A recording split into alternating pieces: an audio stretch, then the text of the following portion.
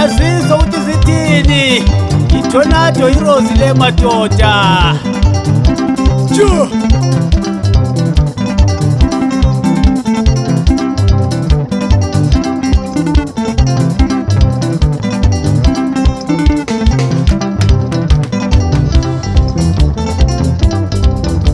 ngelinye ilanga sothi sikhuluma thina uzobona indoda isukuma iflat elihamba asazi mntwana wami welohleli phambi kwethu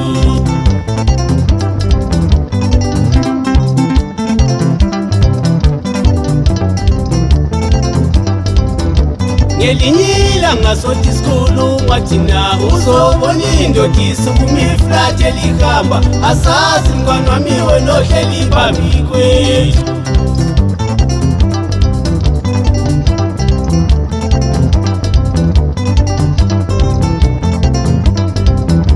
ngelinye ilanga sothi sikhuluma thina uzobona indoda isukuma iflat elihamba asazi mntwana wami welosincindezelayo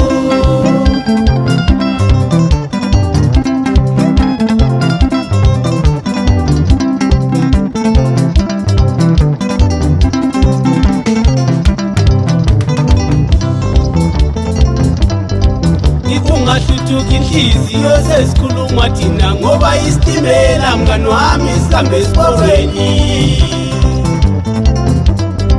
ngithi ungahluthuki inhliziyo sesikhuluma thina ngoba isitimela mngani wami sihambe esiporweni ngithi ungahluthuki inhliziyo sesikutshela thina ngoba isitimela mngani wami sihambe esiporweni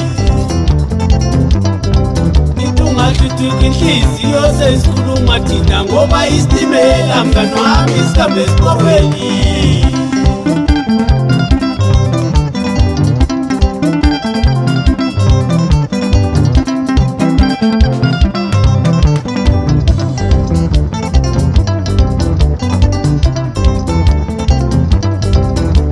iqiniso thina sizolibeka iqiniso thina solikhuluma linjalo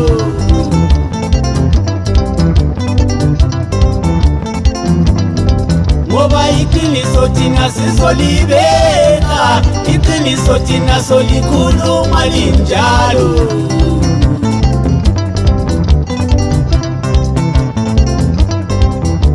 iqiniso thina sizolibeka iqiniso thina solikhuluma linjalo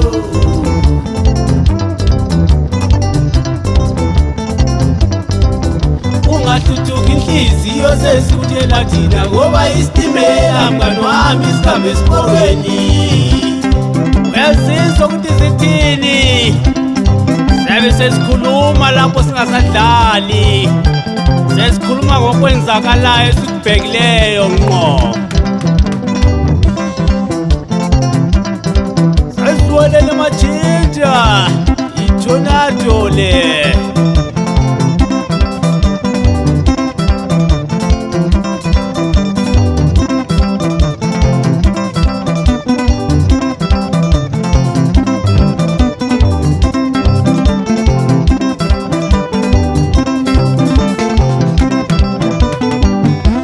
phansi samadumani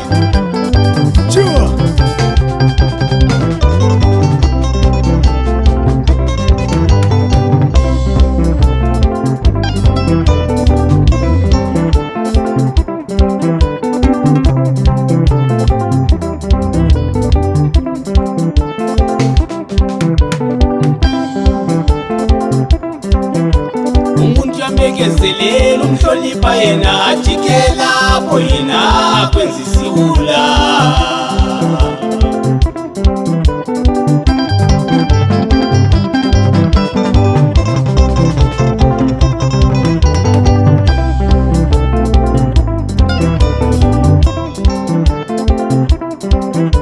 umuntu yamekezelela umhlonipha yena ajikela lapho yena kwenza isiwula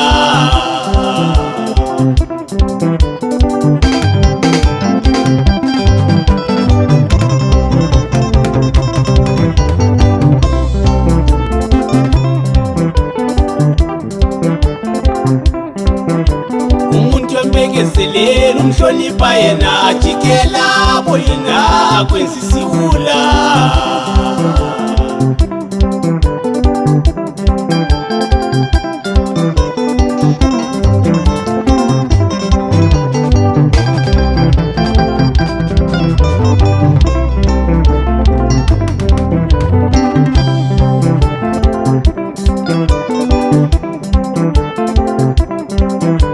Ukuthula kwamilo kwayisibo kuthutha ikuthi ngiyakwazi ukuhlonipha omunye umuntu.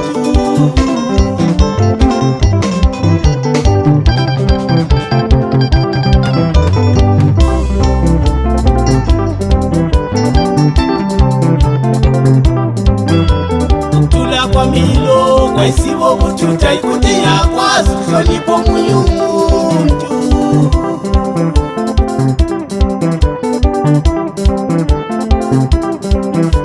Ngakhula ngenhlonipho mina, ngakhula ngenhlonipho emsini kababa. Ngakhula ngenhlonipho mina, ngakhula ngenhlonipho emsini kababa. Ngakhula ngenhlonipho mina.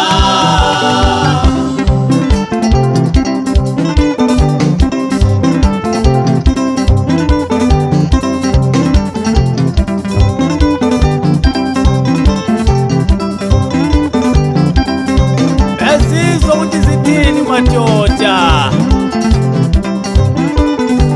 ezakho mjana qi ayithe phansi likwa.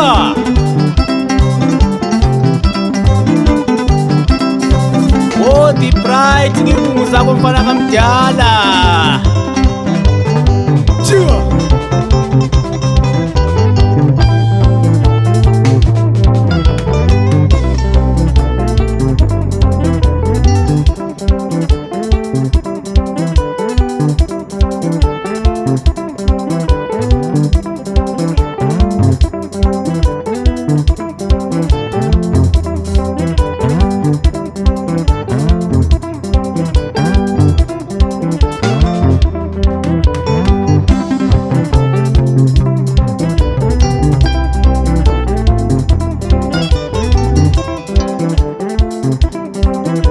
Ngakhula ngenhlonipho mina, ngakhula ngenhlonipho emsini kababa. Ngakhula ngenhlonipho mina, ngakhula ngenhlonipho emsini kababa.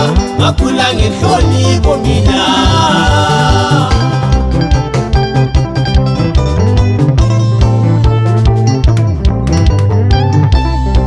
Asiwolele madoda.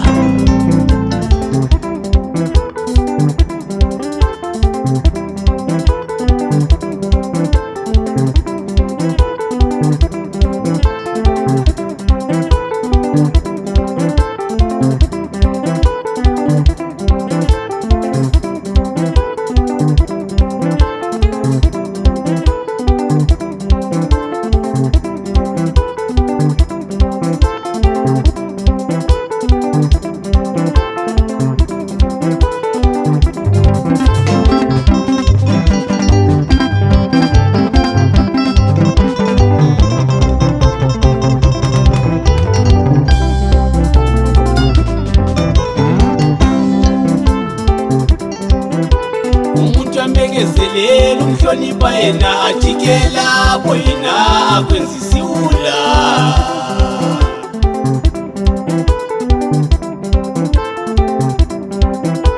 Umuntu ambekezelela umhlonipha yena ajikela boyina kwenza isiwula.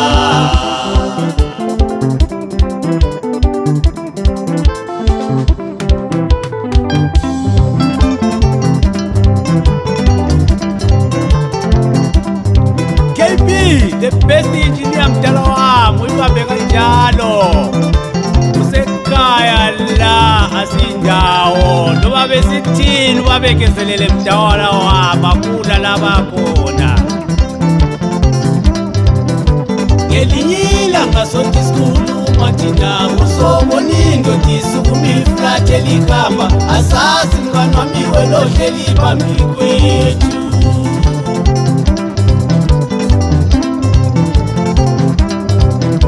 ngelinye ilanga sotisikhuluma thina uzobona indoda isukuma iflat elikhamba asazi mkanwamiwe lohleli phambi kwethu.